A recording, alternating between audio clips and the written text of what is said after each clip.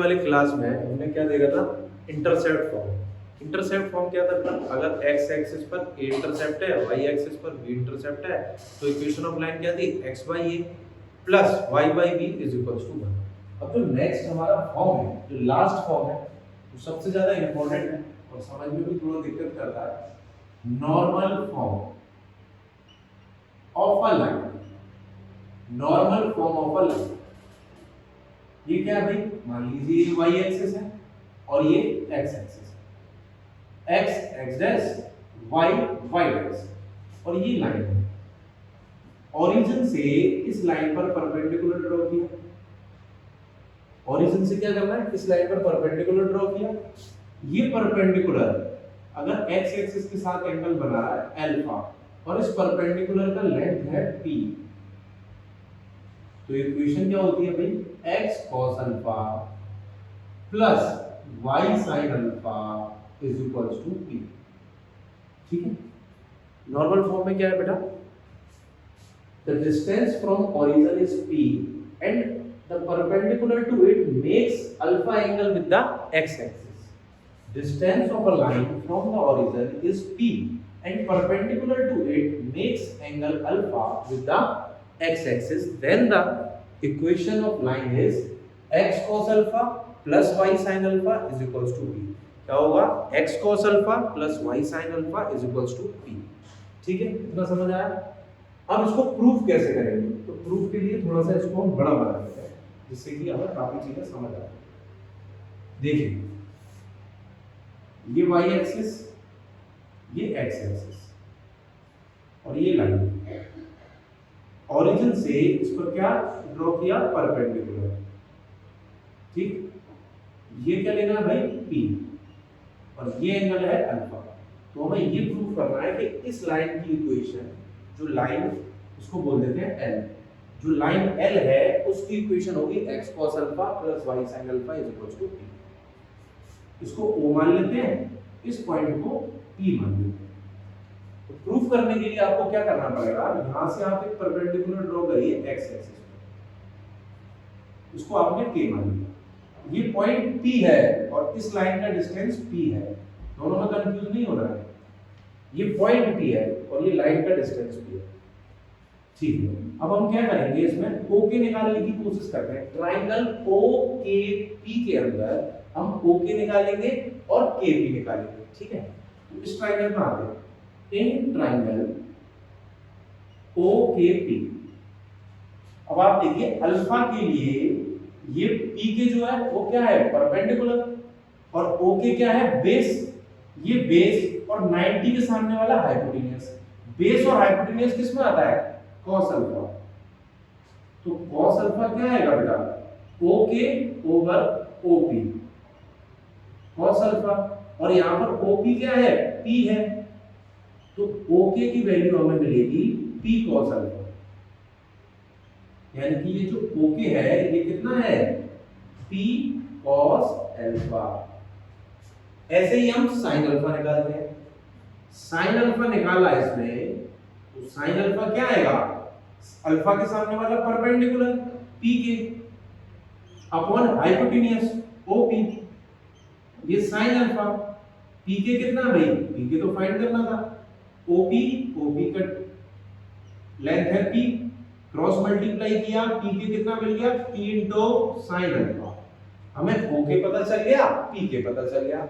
OK P cos alpha है और PK कितना है भाई, P sin अल्फा। तो क्या हम ये कोऑर्डिनेट बता सकते हैं, बिल्कुल बता सकते हैं। ये जो डिस्टेंस होता है ये x कोऑर्डिनेट होता है, यानी कि कितना है, P cos अल्फा, और ये जो डिस्टेंस होता है y कोऑर्डिनेट होता है, ये कितना है, P sin अल्फा। तो यहां से हमें क्या पता चल गया कि P के कोऑर्डिनेट क्या है, P cos alpha P sin alpha. ठीक है, P के कोऑर्डिनेट पता चल गए, यानी कि हमें लाइन के ऊपर पासिंग पॉइंट मिल गया। बट पासिंग पॉइंट तो मिल गया, या तो दो पासिंग पॉइंट होते, अभी तो एक ही मिला है। अब हम इसका स्लोप ढूंढेंगे और निकालेंगे पॉइंट स्लोप फॉर्म से।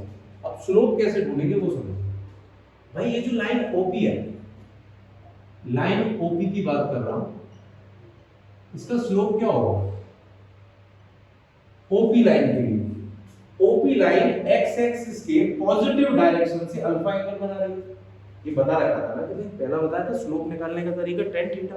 तो वो जो थीटा क्या था, एक्स एक्सिस के साथ पॉजिटिव डायरेक्शन से लाइन एंगल अगर थीटा बना रही है तो स्लोप है tan थीटा। तो आप यहाँ देखिए कि ये जो लाइन है ओपी वो एक्स के पॉजिटिव डायरेक्शन के साथ क्या एंगल बना रही है, अल्फा। तो इसका स्लोप क्या होगा, tan अल्फा। ठीक है, एक और बात समझिए ये वाली बात को। ओपी जो लाइन है वो एक्स एक्सिस के साथ एंगल बना रही है पॉजिटिव डायरेक्शन से अल्फा, तो स्लोप क्या होगा, tan अल्फा। अब हमें तो स्लोप ओपी का मिला है, लाइन एल का नहीं मिला। उसका मिल जाएगा, कैसे मिलेगा, दोनों लाइन आपस में क्या है, परपेंडिकुलर है। ओपी परपेंडिकुलर है एल लाइन पर। अगर दो लाइन परपेंडिकुलर होती है तो हमने कंडीशन सीखी थी m1 m2 -1, m1 m2 -1। तो OP का स्लोप कितना है, tan अल्फा, और लाइन एल का स्लोप निकालेंगे। तो स्लोप ऑफ लाइन एल होगा बेटा -1 tan अल्फा। अब ये कैसे आया भाई, ये ऐसे आया, हमने m1 m2 -1 की कंडीशन लगाई तो वहां से हमारा m2 क्या आ गया, -1/m1। ठीक है ना, ऐसे समझिए m1 m2 -1 है, m1 आपको पता है तो m2 क्या होगा, -1/m1। m1 आपको पता था tan अल्फा, तो आपने रख दिया, कोई दिक्कत नहीं है। अब ये जो tan अल्फा है इसको हम क्या लिख सकते हैं, sin alpha over cos alpha. ये cos अल्फा ऊपर जाएगा तो आपको मिलेगा -cos alpha upon sin alpha. तो स्लोप क्या मिला आपको, लाइन एल का माइनस का cos alpha upon sin alpha, और passing point p cos alpha p sin alpha.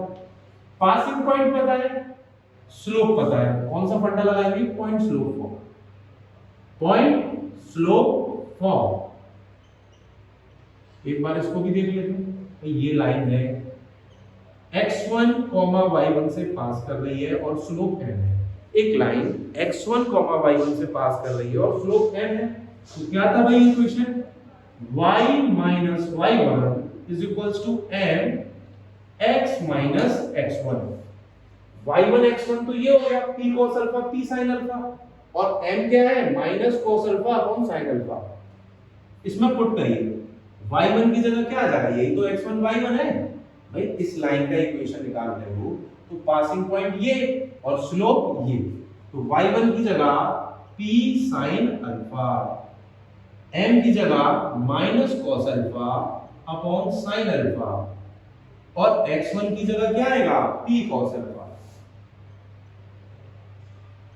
तो ये sin अल्फा किधर आ गया बेटा, मल्टीप्लाई करिए तो y into sin alpha minus p sin alpha sin square alpha minus cos alpha का x में करेंगे minus x cos alpha, minus cos alpha और माइनस p cos अल्फा, तो minus minus p cos square alpha. अब आप minus x cos alpha को इधर लाइए और इस minus p sin square alpha को इधर ले जाइए, होगा क्या, y sin alpha plus x cos alpha is equals to p cos square alpha plus p sin square alpha. यहां से आपने p कॉमन लिया तो आपको मिलेगा cos square alpha plus sin square alpha, और ये LHS को आप एज इट इज लिखिए y sin alpha plus x cos alpha. इसका value cos square plus sin square alpha 1 होता है, तो p into 1 p हो गया, और इसको आप क्या लिख सकते हैं, इसको आगे लिख देंगे x cos अल्फा, और इसको यहां लिख दें, प्लस में तो लिख सकते हैं, a प्लस b लिखिए या b प्लस a लिखिए, दोनों बात एक ही है। आपको मिला x cos alpha plus y sin alpha is equals to p।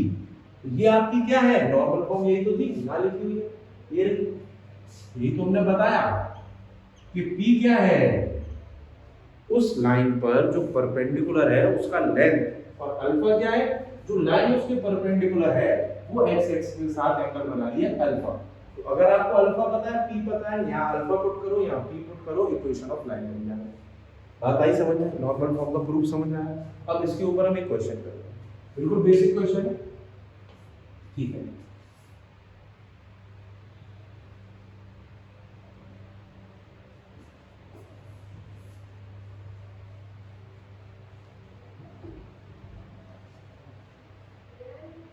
Question देखिए नॉर्मल फॉर्म देखिए, find the equation of line, find the equation of line whose distance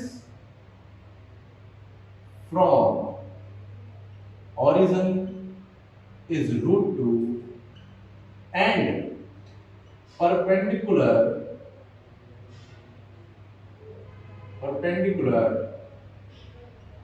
to it makes 45 degree with x-axis। मतलब एक line है, हमें उसका equation पता करना है, उसका ओरिजिन से डिस्टेंस √2 है और जो लाइन उस पर परपेंडिकुलर है ओरिजिन से वो कितना एंगल बना रही है 45 डिग्री एक्स एक्सिस के साथ। मतलब ये लाइन है, ये ओरिजिन है, ओरिजिन से इसका डिस्टेंस कितना है √2 और ये जो परपेंडिकुलर लाइन है ये एक्स एक्सिस के साथ कितना एंगल बना रही है 45 डिग्री। तो अगर आपने नॉर्मल फॉर्म पढ़ा तो आपको पता है ये क्या है अल्फा, अल्फा कितना 45 और ये कितना है बेटा p, p कितना √2, p मतलब ओरिजिन से परपेंडिकुलर ड्रॉ किया लाइन के ऊपर उसका लेंथ, तो p आ गया √2, अल्फा आ गया 45।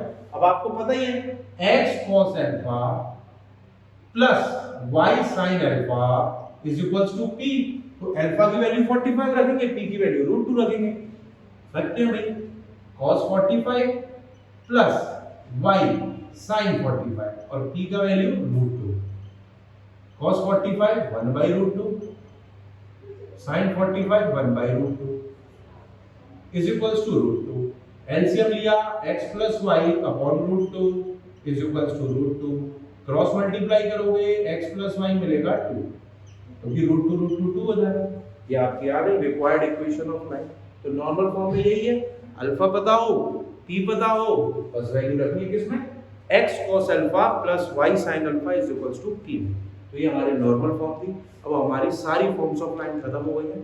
नेक्स्ट वीडियो में हम पढ़ेंगे how to find the distance from the point to any line. Thanks for watching.